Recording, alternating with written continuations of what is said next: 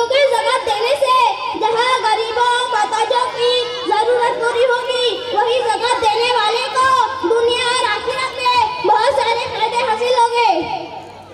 दुनिया का फायदा तो ये होगा कि ज़कात की मिकदार माल निकाल देने से बाकी माल हलाल और चोरी नहीं होगा, उसमें खूब बरकत होगी। और आखिरत का फायदा ये होगा कि ज़कात अदा करना बड़े अजर व सवाब का जरिया बनेगा और क़यामत के दिन ऐसे लोगों पर कोई रंजो-गम नहीं होगा। मोहतरम हज़रात, गरीबों और मोहताजों को ज़कात देने से माल कम नहीं होता बल्कि बढ़ता है।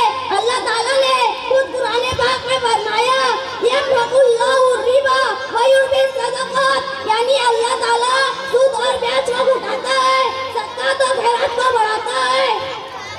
मतलब यह है कि सूद की वजह से माल घटता है, ज़कात और खैरात से माल बढ़ता है। इसी तरह एक हदीस कुर्सी में अल्लाह ताला इरशाद फरमाता है, ए आदम की औलाद, मेरा दिया हुआ माल मेरे मोहताज बंदों पर खर्च किया कर, मैं तुझको बराबर देता रहूंगा। इसीलिए किसी मालदार को यह हरगिज़ नहीं सोचना चाहिए कि ज़कात और सदक़ात देने से मेरा माल कम हो जाएगा, बल्कि उसका माल बढ़ता ही रहेगा। मोहतरम हज़रात, ज़कात जिस तरह नकदी रुपयों और पैसों में फर्ज है, इसी तरह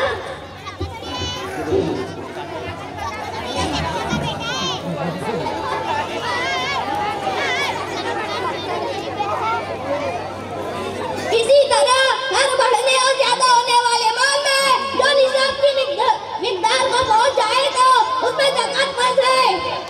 चुनांचे सोना, चांदी या उनके जेवरात, तिजारत का सामान, उन सब में ज़कात फर्ज है। इसी तरह जमीन से निकलने वाले हर पैदावार में कम हो या ज्यादा, 10 हो या 20 हो, इससे ज़कात निकालना फर्ज है, जिसको शरीयत में उश्र कहा जाता है। बारिश की पैदावार में 20वां हिस्सा और तालाब कुएं वगैरह के पानी की पैदावार में 20वां हिस्सा ज़कात निकालना फर्ज है। मेरे इस्लामी भाइयों, आजकल हम रुपये, पैसे, जेवर वगैरह की ज़कात तो निकालते हैं, लेकिन खेत की पैदावार में हमारा हाल यह है कि उसकी ज़कात यानी उश्र का बिल्कुल भी ख्याल नहीं करते। हालांकि माल की ज़कात की तरह ही खेत की पैदावार का उश्र भी ज़काती है। इसलिए जिनको अल्लाह ताला ने जमीन और खेती दी है, इनको जरूर खेत की पैदावार का उश्र निकालना चाहिए।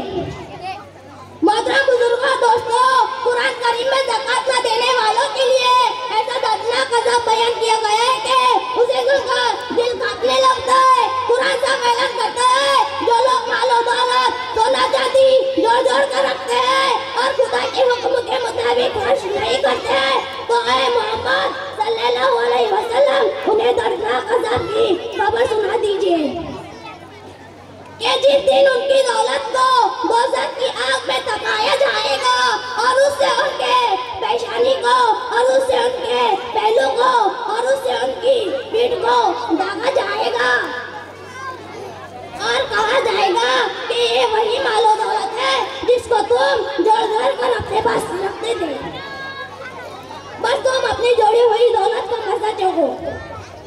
मेरे मोहतरम हज़रात, हम जरा ये भी सोचे कि आज जो भी हमारे पास मालो दौलत, रुपये, पैसे, सोना चांदी हमारे पास है, ये सब अल्लाह ताला का दिया हुआ है। वो आपको सारा माल खर्च करने का हुक्म दे दो तो भी उसका हक अदा नहीं हो सकता।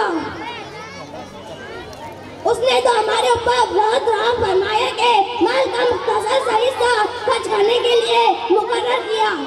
इसी बात को किसी शायर ने यूं कहा है, जाती दी हुई उसी की थी, जाती दी हुई उसी की थी, हक तो है कि हक अदा न हुआ। आखिर में दुआ करें अल्लाह ताला हम सबको अपने मालो दौलत की और ज़कात अदा करने की और तमाम अहकामात पर अपने मर्जी के मुताबिक अमल करने की तौफीक अता फरमाए। व आखिर दावाना अनिल हम्दुलिल्लाहि रब्बिल आलमीन। माशाअल्लाह, ये तो फाजिल